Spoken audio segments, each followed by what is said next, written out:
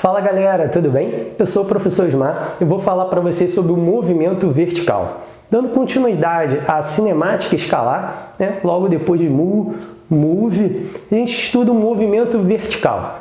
Então, para a gente estudar o movimento vertical, a gente tem que primeiro entender o que é esse movimento vertical que nós vamos estudar, ok? Então, a gente estava estudando movimentos que ocorrem na horizontal, e agora a gente vai começar a estudar um movimento na vertical. Tudo bem? Então vamos lá. Primeiro, nesse movimento, a resistência do meio, a resistência do ar vai ser desprezível. Então é por isso que muitas vezes aparece lá no exercício, no problema, o corpo está se deslocando no vácuo. Tá? Então isso é para considerar que a resistência do ar, a resistência do meio é desprezível ao movimento daquele corpo, ok?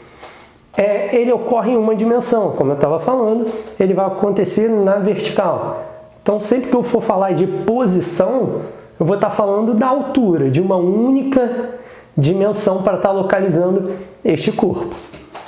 E é um caso particular do movimento uniformemente variado. Então, na verdade, esse movimento vertical que a gente vai estar estudando é um caso particular, é uma aplicação do movimento uniformemente variado. Okay? Então, como é uma aplicação, o que a gente tinha para o move, a gente vai ter para esse movimento vertical. Tá? Então, lembrando, o move é um movimento onde a velocidade varia sempre da mesma forma por unidade de tempo. Tá? Então, a aceleração vai ser constante. E eu carrego as três equações que eu tinha para o move para dentro do movimento vertical. Então, minha função horária da velocidade, V igual a V0 mais AT. Velocidade final é igual a velocidade inicial mais a aceleração vezes o tempo. Está dentro. A função horária da posição, posição final é igual a posição inicial mais a velocidade inicial vezes o tempo mais a aceleração vezes tempo ao quadrado dividido por 2. Está dentro desse movimento também. Tá? E a equação de Torricelli. V ao quadrado é igual a V0 ao quadrado mais 2 vezes A vezes ΔS. Essas três equações que eu tenho para o move, eu vou trazer para dentro do movimento vertical, já que ele é um caso particular, uma aplicação do movimento uniformemente variado. Tá? Então vamos entender. Esse movimento vertical eu separo em dois tipos. Queda livre, tá? Que eu vou falar já um pouco melhor sobre ela, queda livre e o lançamento. Basicamente, o que diferencia uma queda de um lançamento? A queda, você abandona o corpo, ele cai naturalmente.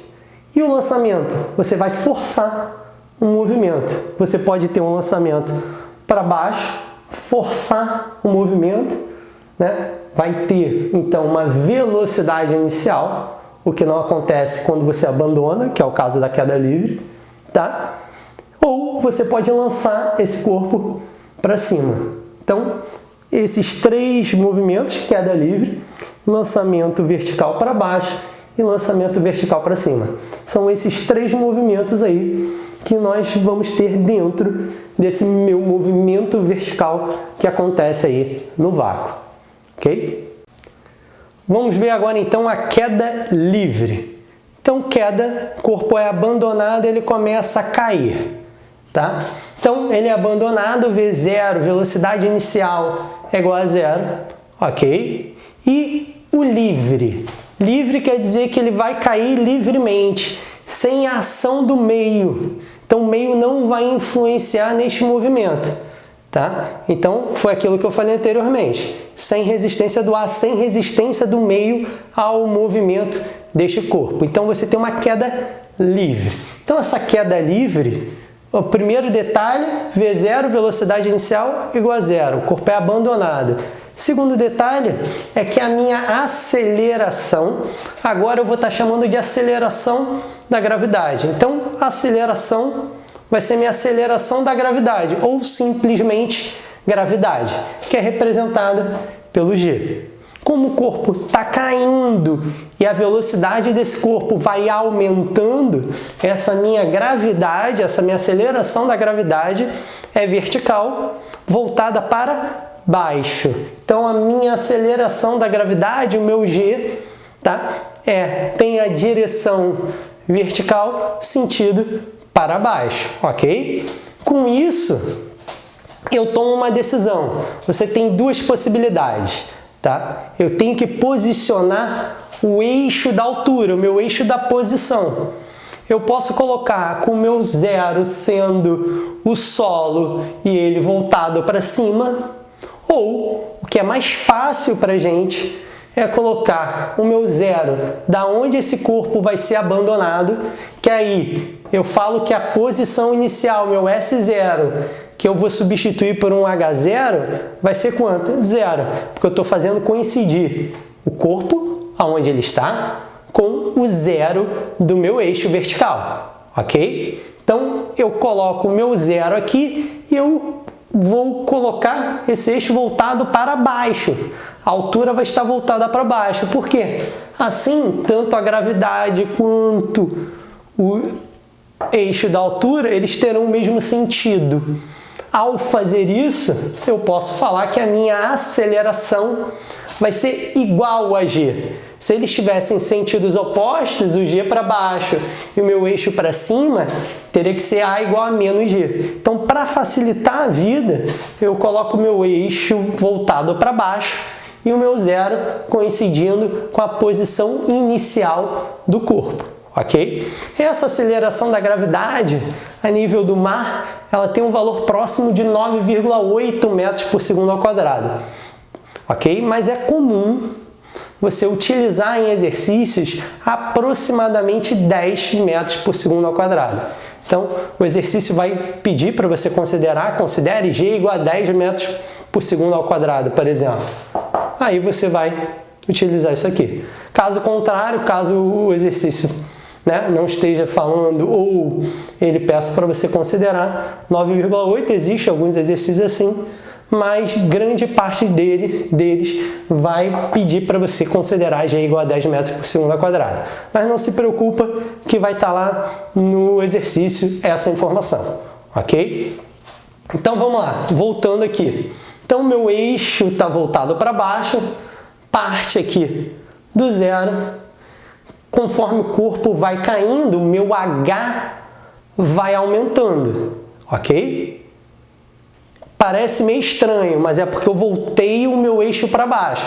Então, conforme eu abandono o corpo vai caindo e, com isso, o meu H aqui vai aumentando. É como se eu falasse o seguinte: a minha mão está a 1,5 metro do solo, ok? Eu posso falar, por exemplo, que o solo está a 1,5 metro da minha mão. É basicamente isso que eu faço, ok? Tranquilo? Só que aí o detalhe é, quando eu falo que o solo está a 1,5 metro da minha mão, eu coloco aqui o meu zero, tudo bem? E eu começo, 1,5 é o meu zero. Conforme ele vai descendo, ele vai o quê? Se distanciando do meu zero. Então esse H, que é essa distância entre o meu zero, onde o corpo estava antes, e a posição onde o corpo está agora, ela vai aumentando. Se você observar, vou descendo a minha mão. Conforme eu vou descendo a minha mão, a altura entre essa mão aqui, que é o meu zero, e a outra que está descendo, vai aumentando. Então, isso aqui é o meu H. É o meu H que vai entrar na posição, que eu vou substituir o S pelo H, ok? Como está aqui. Então, com essas 4 informações aqui, eu vou pegar isso, essas são as características, vamos dizer assim, básicas para o modelo que eu utilizei aqui, ok? O V0 igual a 0 é sempre, porque é queda livre. Os outros 3 eu modelei dessa forma, ou seja, ao colocar o meu eixo começando da onde o corpo estava e voltando esse eixo para baixo, eu vou ter isso, A igual a G, S0 igual a H0, que é igual a 0, e S é igual a H. Pego isso e trago para onde? Para as equações. Eu tinha falado anteriormente que o quê?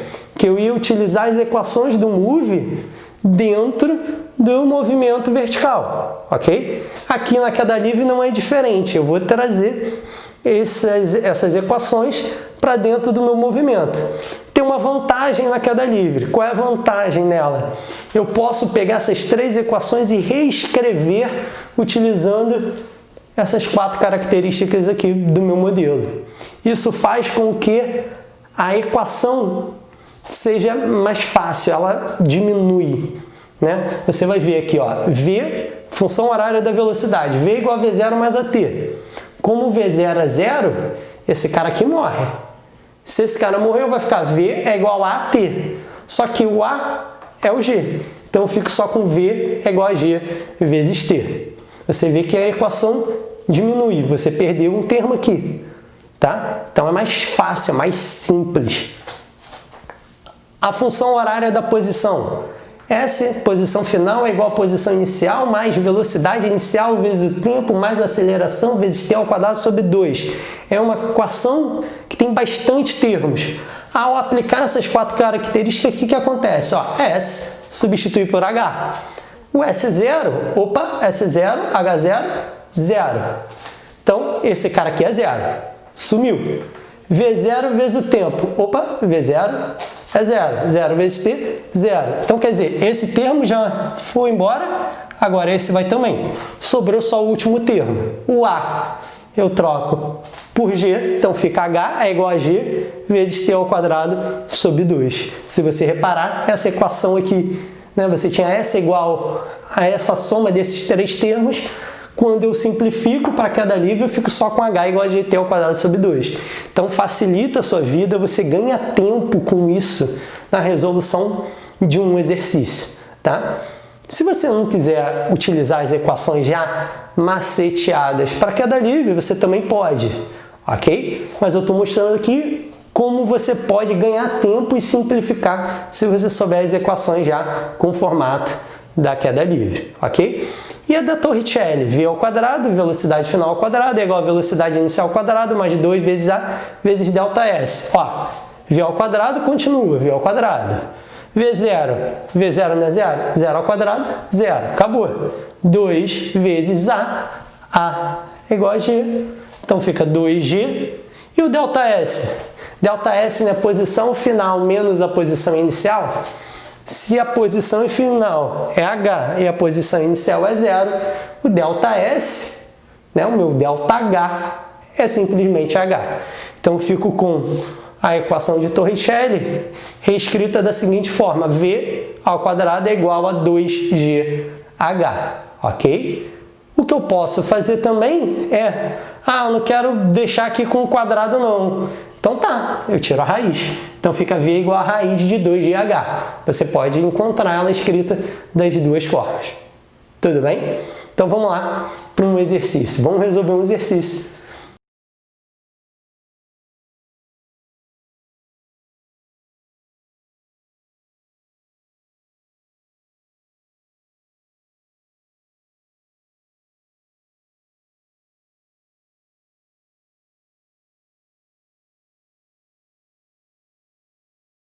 Vamos então agora resolver o exercício, né? Então, o ER de 2015, o que é a questão que apareceu aí para vocês, né? O que a questão diz? Ela diz que uma ave marinha mergulha 20 metros, então esse deslocamento vertical dela, meu H, vai ser de 20 metros, tá? Ele diz que o movimento ocorre só na vertical e que a ave parte do zero, da velocidade nula. Então, V0 igual a 0. Além disso, o exercício diz que a força de atrito e a resistência do ar são desprezíveis. Então, se essas coisas são desprezíveis e o V0 é igual a 0, isso daqui é um caso de uma queda livre, tá? Então, vamos lá. A pergunta é a velocidade. Eu tenho G, a gravidade, 10 metros por segundo ao quadrado, tenho H, que vale 20, e eu quero V. A questão envolve tempo. Lembrando, queda livre é um caso particular do MOVE. Se você não tem tempo, nem sendo dado, nem perguntado, o que você vai fazer? Você vai usar uma equação que não tem tempo. A equação que não tem tempo no MOVE, Torricelli, tá? Que para queda livre já facilita a nossa vida. Porque essa equação escrita já para queda livre, eu posso escrever como V é igual a raiz de 2GH. Agora é só substituir os dados. Então vai ficar V, que é quem eu quero, é a raiz de 2 vezes a gravidade, que é 10, vezes o H, que é 20. Beleza? Então vamos lá. 2 vezes 10, 20. 20 vezes 20, 400. Raiz de 400, 20 metros por segundo. E eu respondi a questão. Tá? Ou então podia enxergar que 2 vezes 10 é 20, 20 vezes 20, como eu vou tirar a raiz, né? Fica o 20 aqui. Beleza? Então, esse é um exercício aí da UERJ 2015 sobre queda livre. Perfeito?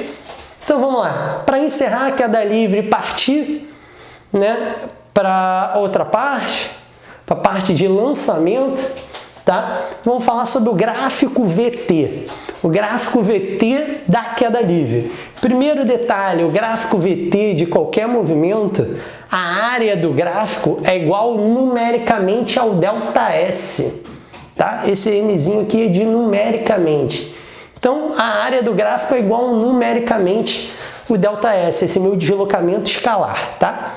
A equação que envolve velocidade e tempo, porque eu estou no gráfico VT. V é igual a G vezes T, tá? Que é a função horária da velocidade. V igual a V0 mais AT, que eu substituo V0 igual a 0 e eu fico com V igual a GT, tá? Então vamos lá.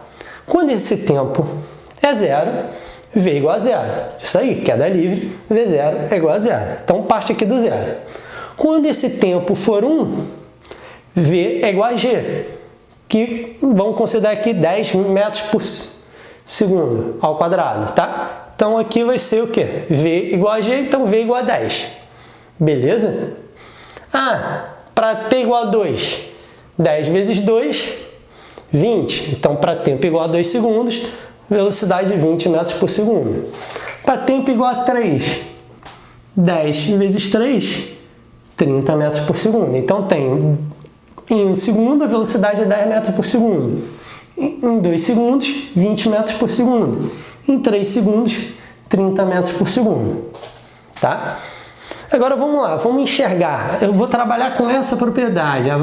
A área é igual ao deslocamento escalar, é igual numericamente ao deslocamento escalar. Tá?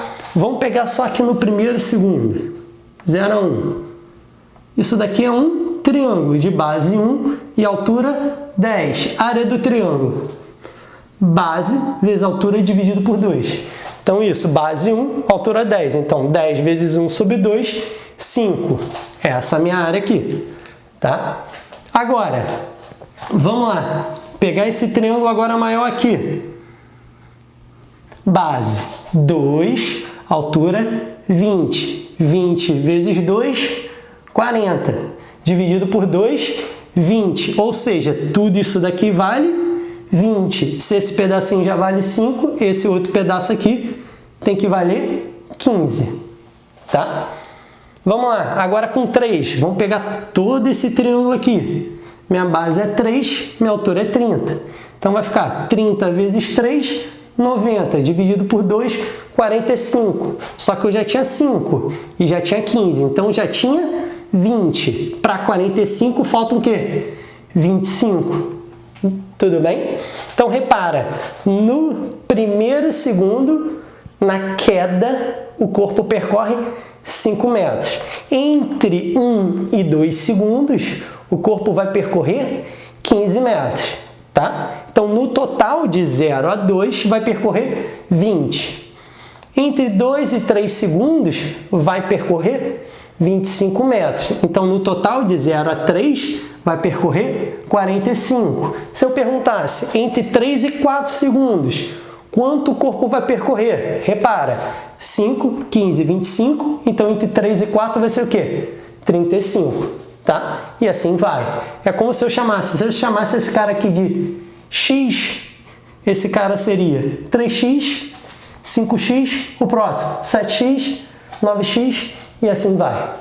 Tudo bem? Esse é um detalhe que nós temos no gráfico VT para a queda livre.